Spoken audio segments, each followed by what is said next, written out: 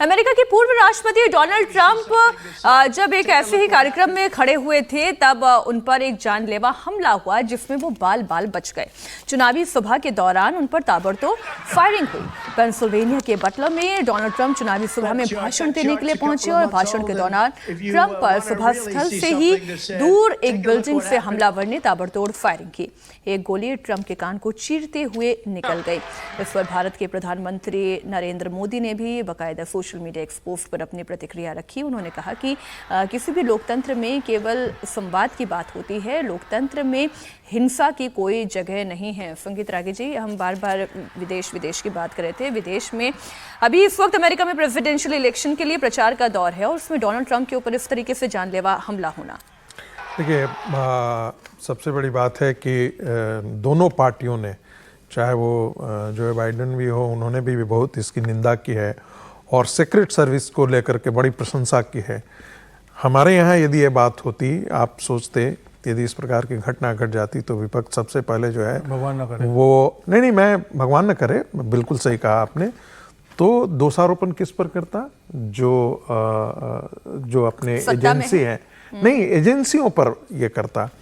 एक अच्छी बात यह है कि वहाँ पर दोनों पार्टियों के बीच में एक स्वस्थ संवाद होता, लेकिन इस चुनाव के अंदर जो है वो बिटरनेस बहुत ज़्यादा हुआ है। यदि आप पहला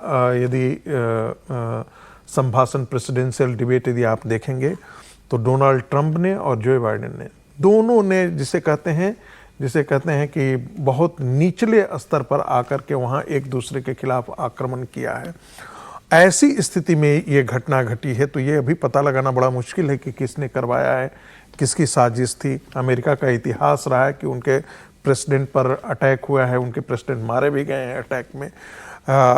वैसी स्थिति में अभी ये देखना थोड़ा सा बड़ा ये कठिन दौर है मुझे, लेकिन लगता है इसमें अब जो है तस्वीर थोड़ी सी बदलेगी। वहाँ पर जो डेमोक्रेट्स कल जाकर के जो बाइडेन के साथ भी खड़े थे, वो आज के दिन में वो ट्रंप की तरफ झुकेंगे और ट्रंप के खेमे में जो लोग थोड़ा बहुत अनमनस्क ढंग से ट्रंप के साथ नहीं खड़े हो रहे थे, अब वो एकजुटता उनको आपको दिखने नहीं।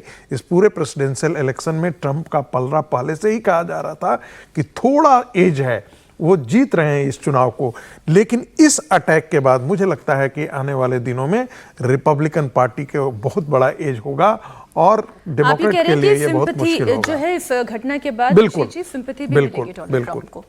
रशीद जी, सिंपैथी इनके साथ जाएगी? जी देखिए, बिल्कुल प्रथम दृष्टि में एक तो पहली बात, सभ्य समाज में इस तरह की बात होना बहुत ही दुर्भाग्यपूर्ण है। एक लोकतंत्र में, अमेरिका बड़ा एक लोकतंत्र है तो इसकी पूरी भर्त्सना करी जानी चाहिए। लेकिन देखिए मीनाक्षी, अमेरिकी राजनीति में बड़ी गहराइयाँ हैं। वहाँ एक डीप स्टेट का भी कॉन्सेप्ट है। अगर हम में से जिन लोगों ने कभी एक वो देखा होगा, एक वो सीरियल आया था और बहुत दिनों चला था, हाउस ऑफ कार्ड्स के नाम से, उसमें जो अमेरिका के जो राष्ट्रपति और उसके इर्द गिर्द को लेकर के जो राजनीति होती है, इस तरीके की रणनीतियाँ बनाई जाती है, उसमें बहुत सारा, तो मुझे लगता है अभी हमें थोड़ा इंतजार करना चाहिए कि हमें पता चले कि कौन है। उसके पास कोई आइडेंटिटी नहीं मिली, बड़ी अजीब सी चीज़ें भी उसमें नजर आ रही हैं जो हमला हुआ है। जैसा मैंने कहा, हमला प्रथम दृष्टि में बहुत ही दुर्भाग्यपूर्ण है और उससे हो सकता है डोनाल्ड ट्रंप को राजनीतिक रूप से लाभ भी होगा, लेकिन हमें देखना होगा कि वो उसके पीछे मंशा क्या थी, क्या उसका मैकेनिज्म हुआ। और बिल्कुल सिक्योरिटी फोर्सेस को, सीक्रेट एजेंसीज को कटघरे में खड़ा करना चाहिए कि अमेरिकन राष्ट्रपति या उसका उम्मीदवार जो होता है उसकी पूरी सिक्योरिटी बहुत ज्यादा महत्वपूर्ण होती है। पूर्व राष्ट्रपति भी रह चुके हैं